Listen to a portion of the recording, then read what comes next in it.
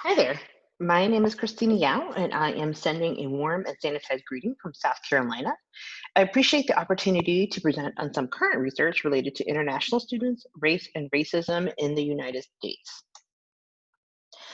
A lot of my research centers on what I would call international students of color. And so I often get the question, what does that mean? How do you come up with that terminology? Who are international students of color?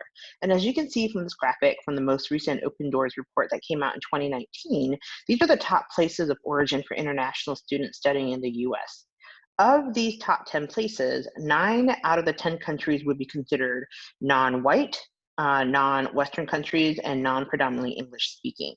And so this led me to my research related to how specifically international students of color may be experiencing the transition and sense of community to a predominantly white campus.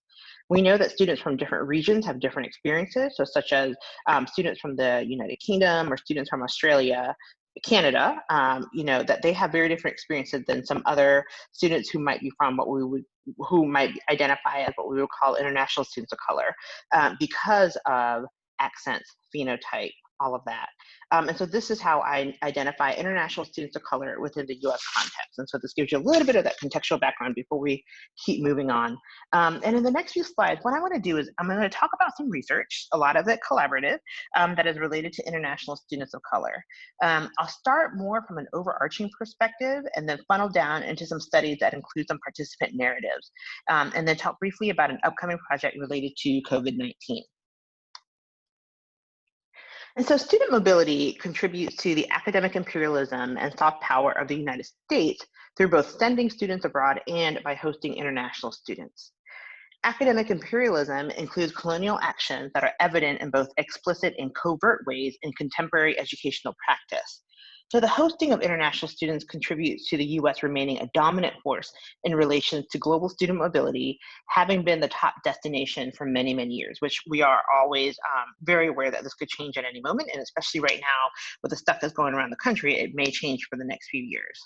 And so no matter what, as a result, the US gains in positional competition, which is defined by how one stands relative to others within an implicit or explicit hierarchy. And that definition is by Brown, a piece from 2000.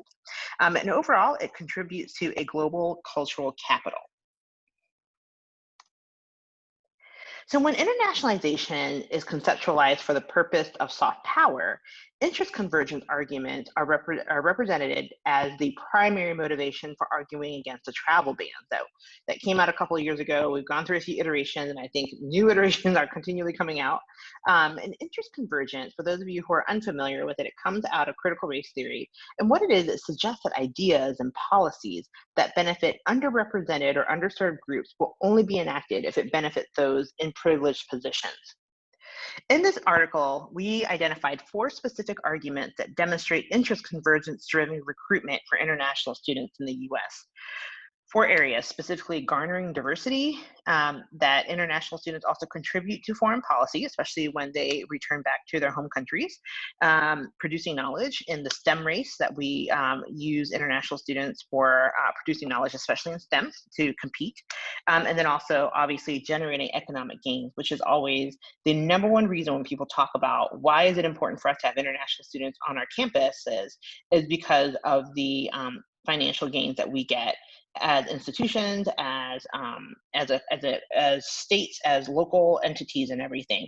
And you can see that a lot right now in the discussion about that we may lose a lot of international students coming to the U.S. this coming fall, and a lot of the conversation is about, oh, we're going to be losing a lot of money. So this next piece I want to talk about is an excerpt from a co-authored article with Dr. Crystal George-Mwangi, who's from the University of Massachusetts Amherst, that came out last year. In this article, we argue that the experiences of international students of color can be examined using critical race theory. And for those of you unfamiliar with CRT, CRT has multiple tenets, including the permanence of race and racism, interest convergence, and whiteness as property. And most importantly, in this piece, we make the argument that international students become racialized beings within the US context. And all of that is because of the dynamics of racist nativism that really crosses borders. And so I also want to pause here for a second because, as you see, we've gone more from that macro, funneling down a little bit more, right? We talked a lot about just student mobility in general. We talked about how international students contribute to national policy and national advancements related to soft power and everything. And then now talking about contextualizing, all right, international students of color within college campuses. And so the next few pieces are going to, this piece is also some findings from an article that I had published. And these findings are actually from 2012. I'll let you read a little more about what othering and neo-racism is. But again, this is from 2012. And so what this tells me is that things haven't necessarily changed a lot, right? Because if you are reading about this, and some of the quotations I'm going to read to you, they're not very far off from what we hear today. You know, for example, one of my participants was talking about how he was walking down Main Street and then somebody came out and just shouted at him, you know, F Asian people. Um, you know, somebody else said that, Kay said that she can tell that domestic students really have no interest in engaging with Chinese students. And then talking about how not a lot of domestic US students are really willing to make friends with Chinese students and everything. And that they've heard before, even coming to the US, is that they don't like Chinese students. And this perception was a common theme, especially when participants recounted their interactions with domestic students. And so a lot of that was kind of based and situated with an analysis using othering and neo-racism. This is another recent study that was conducted after a racial incident occurred on campus. The study was conducted in 2018. I'll let you read through that. This piece actually just came out, I think, in a pre-published form, or it's online first, I think, in the Journal of Diversity in Higher Education. And so what this is the result of a study that was actually a longitudinal study where we followed a group of students, a group of international students of color throughout their first academic year on campus. And right before our second interview, this incident happened. And so as a researcher, it's like, wow, this is some great data we can get. As a human being, it was difficult to sit through this and to hear some of the stuff that they talked about. I'm going to go through some of the findings really quickly. And so these are some of the three general themes that we found, right? The first one is that several participants were really worried they would run into the self-proclaimed white supremacist on campus. And the possibility of seeing the white supremacist on campus led to increased feelings of stress, which have been found as a result of other campus climate studies, right? That especially when they talk about students of color feel heightened stress and more difficulties on campus as a result of race or racialized incidents. The second piece is that many participants expressed confusion over US policies, particularly related to free speech. And students expressed discontent with the allowance of what is considered free speech by the university administration and in the US, especially towards minoritized students. And then finally, many participants shared that although they regularly communicated with friends and family back home, most did not explicitly share this incident with their family as to not worry them. Some participants also connected this incident to personal and cultural histories in their home country. So for example, we had several participants who were from Rwanda, and they were born and grew up, you know, in the aftermath of the Rwandan genocide. And so talked a lot about what that felt like to be here in the US, where to them, they said, this is the US, this is where everybody's supposed to get along. And there's a lot of different types of people. So we're not quite sure what's going on here.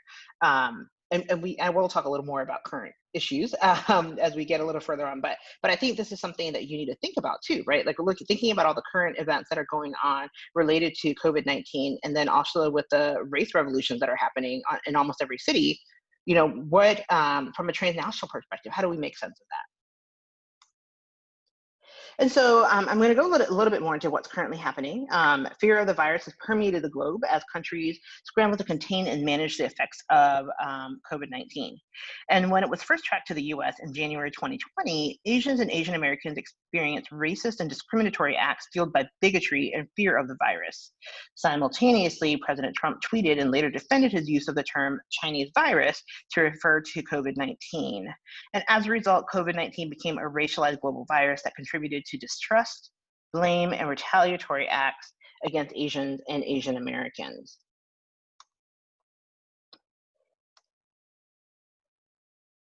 And so the racist acts towards Asian individuals also permeated college campuses in the US.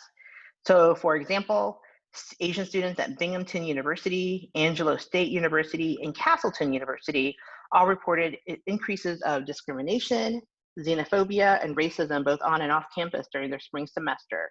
Incidents included racial slurs written on doors and shouted obscenities, all towards students who appear to be of Asian descent. And so higher education institutions typically view international students as cash cows. That's a term that's used pretty often in the analysis of how international students are viewed, serving as financial sources for economic gain. Yet, with the arrival of a global health crisis, international students, especially those from Asia, experienced a shift in positioning from serving as economic assets to sources of an unpredictable disease. And as a result, Asian international students in the US must navigate the racial dynamics of COVID-19 as both cash cows and sources of the yellow peril. So, thinking back to some of the other stuff that I've talked about, right? So, within 2012, students were experiencing discrimination. This is, almost over 8 years ago, and things haven't changed too much, right? And we know that international students of color have very different experiences from those who come from English speaking, predominantly white and predominantly Western countries. We know that when a racialized incident happens, international students have similar yet different concerns than domestic students. So now what happens in the time of COVID?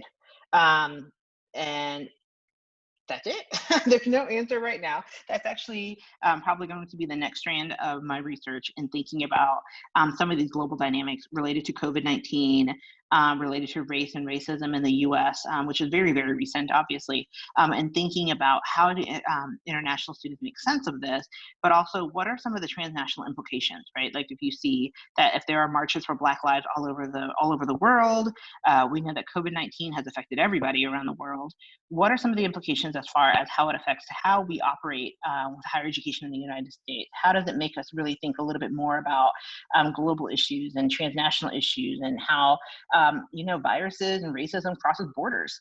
And so those are some of the things that I'm thinking about. And all right, I'm going to stop here. Thank you so much. And please email me or find me on Twitter if you have any questions or comments. I would love to hear from you. Thanks.